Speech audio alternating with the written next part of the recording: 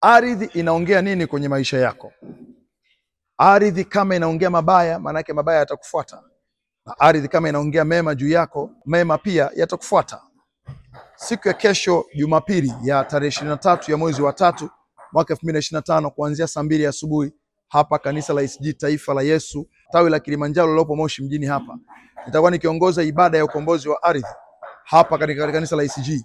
Kuna vifungo, kuna maagano ambayo yako kwenye ardhi yamekukamata.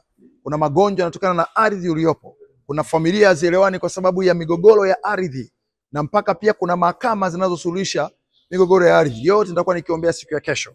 Mambo ya kufanya ni kesho, njoo na ndugu zako, njoo na picha ndugu zako, na kama una kesi inayohusiana na mgogoro wa kiwanja, ardhi, eneo lako, kuna mgogoro wa aina yote, njoo na hizo document kesho.